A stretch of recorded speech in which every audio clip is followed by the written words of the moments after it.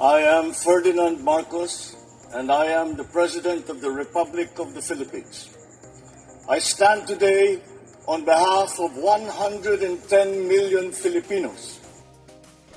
Hi everyone, hello universe, it's me again.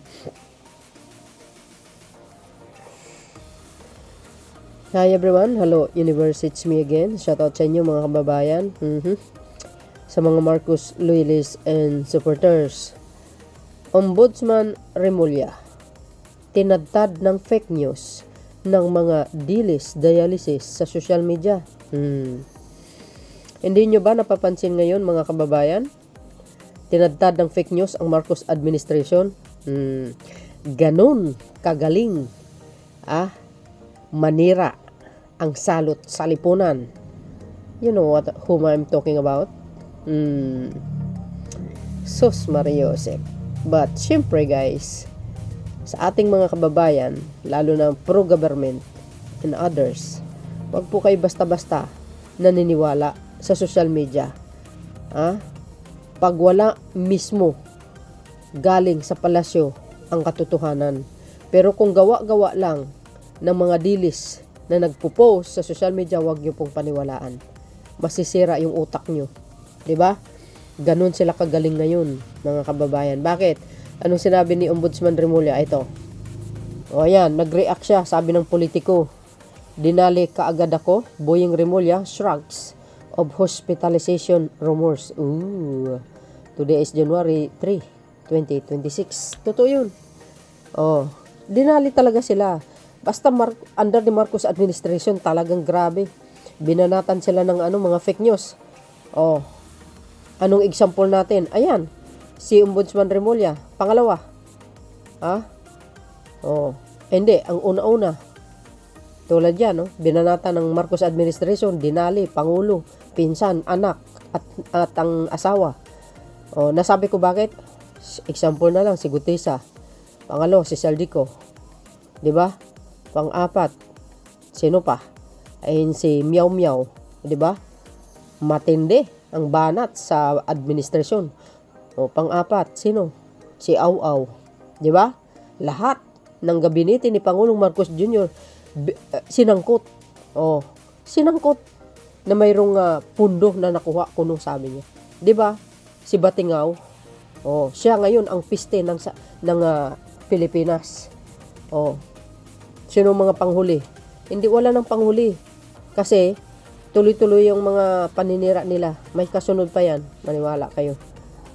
Tapos nagsikandi motion itong mga salot na dilis vloggers. Plus yung mga bayaran ng mga vloggers na nakilala. Yan, sila. Expected niyo na yan. Sabi ko na yan sa mga video ko last 2 years ago. Expected nyo ang paninira sa Marcos admin. Hindi titigil talaga. Yan. Sabi niya dito mga kababayan, ayan Ombudsman Jesus Crispin Remulla laugh of rumors. Ayun, pinagtawanan ng mga rumors na nagpapakalat ng fake news about the supposed recent hospitalization, joking that he appeared to be the first casualty of online attacks at the very start of 2026. Yes, correct tao. Papasok ng bagong taon 2026 siya ang unang binanatan. Na hospital. Ay, sana po makarma kayo sa mga pinagagawa nyo. Ayan, mismo na siya ang nagsalita Siya mismo nagsalita. So ibig sabihin buhay na buhay siya.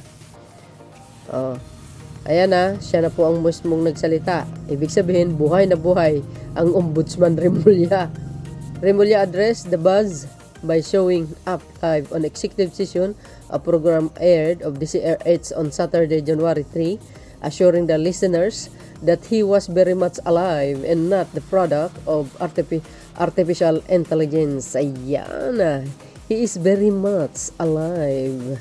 As you can see, he's talking about those rumors who spreading the fake news. That he is in hospital, guys. Ang galing talaga ng mga dilis, Matindi. Hayaan nyo. Babalik at babalik sa kanila yan sa 2028. Mark my word, guys. Matatalo ang manok nila.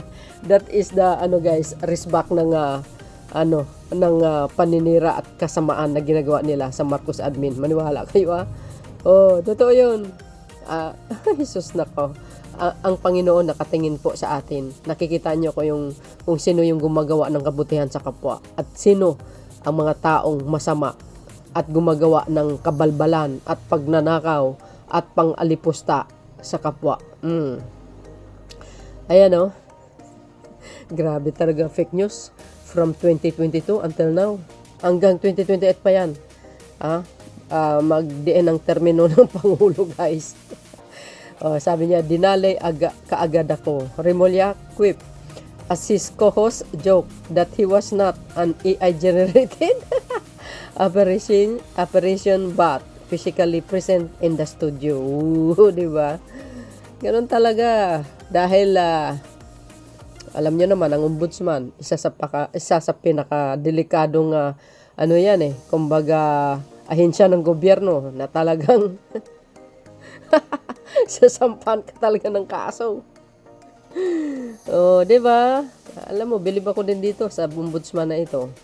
Sa totoo lang, di tulad ng mga nakaraang ombudsman, tulog sa pansitan. Yung mga kaso natulog.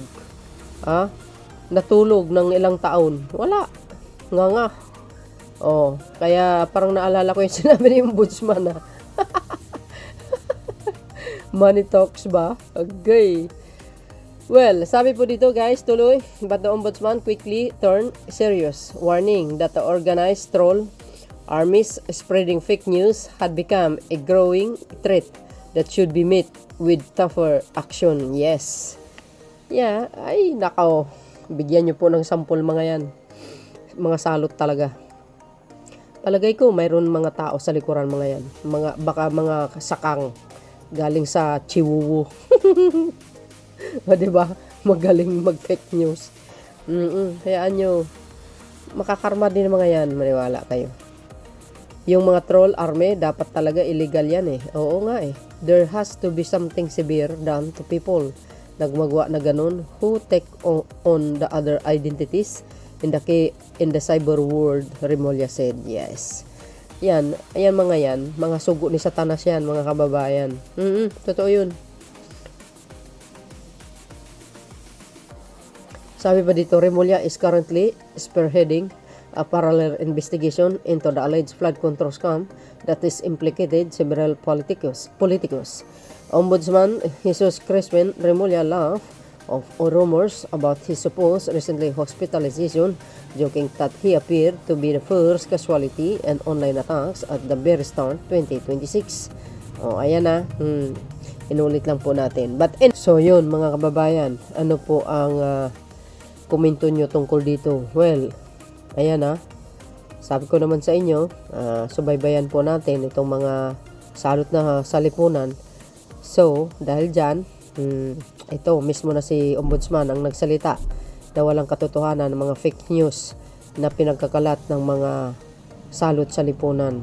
At least, malinawan ng lahat na si Ombudsman Remulla alive na alive at walang katotohanan yung mga paninira ng mga salot na yan.